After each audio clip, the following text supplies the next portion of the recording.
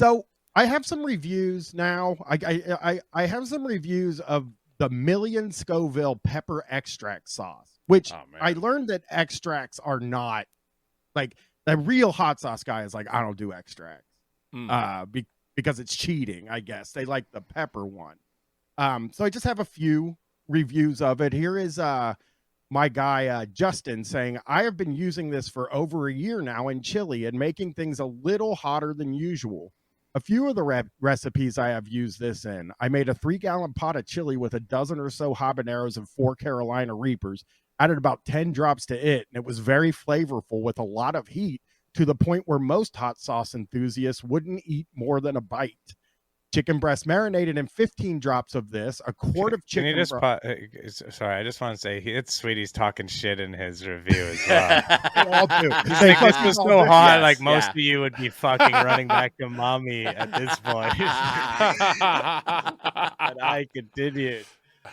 Well, this is a 5-star review, by the way. This is a good review. Okay. Chicken breast marinated in 15 drops of this, a quart of chicken broth, pinch of salt, liberal amount of ground black pepper and garlic powder, served over rice with a butter sauce.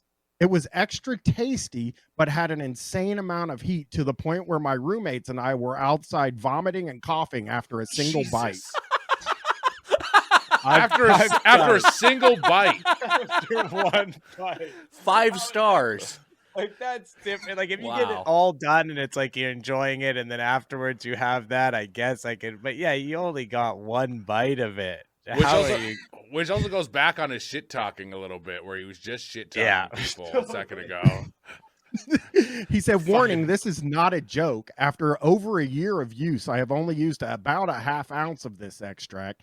Be mindful, and if cooking with it, the fumes can cause some eye and nasal discomfort, similar to pepper spray. We'll be buying again if I ever run out.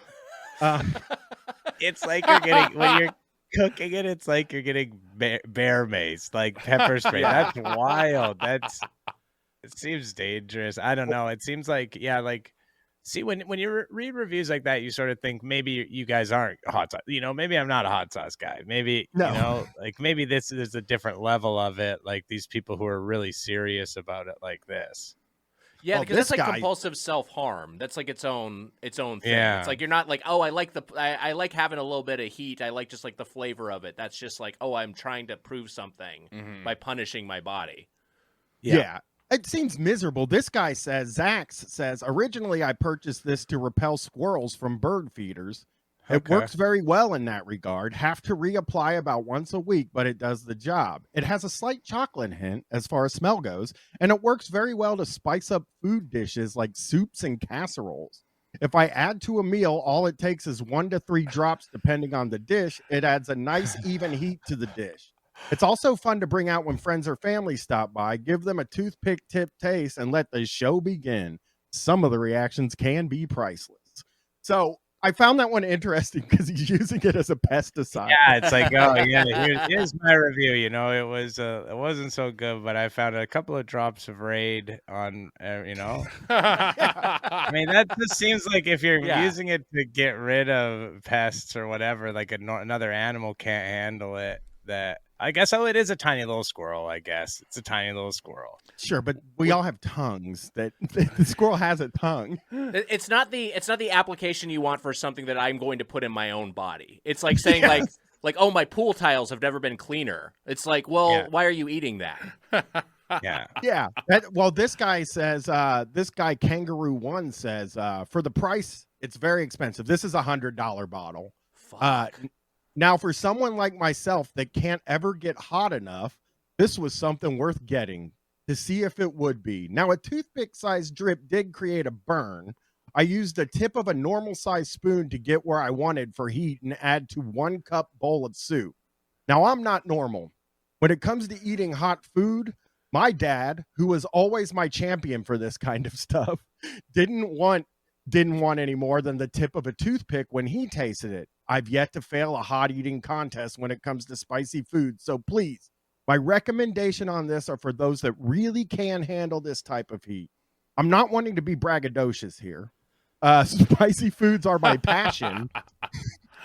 This sentence, spicy foods are my passion, and a weird skill I've trained my entire life around since I was 5.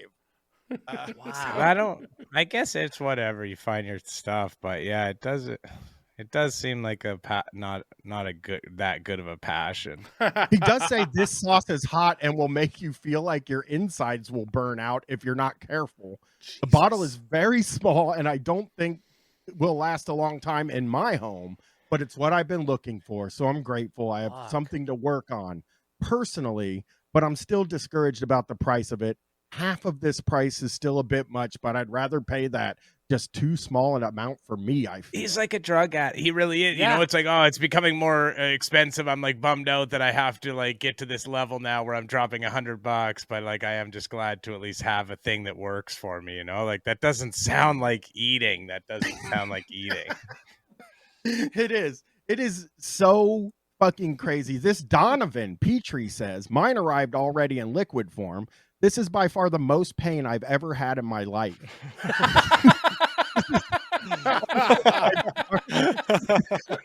5 stars. I've tried just about every hot sauce above the 1 million plus range. All suck. But this is a whole new level of pain. The eye of a toothpick will drop you to your knees. I thought I'd be a badass and dropped a match-tip size on my tongue. It was at this moment I realized I fucked up. Within just 1 minute, the pain in my stomach was excruciating, that I passed out and started twitching. My wife and family then woke me up thinking I was on the verge of death. So that's like also a 5-star. This sounds like a nutmeg review. This sounds like describing like the guys who are fucked up on drugs, like had taken too much and shit. Like this is a really bad reaction to have. And to me, it would stop me from ever doing it again. Yeah, me too. I would never. I mean, there are a few things that I read for 9 million Scoville units that I was just like, that last one we just read was 1 million.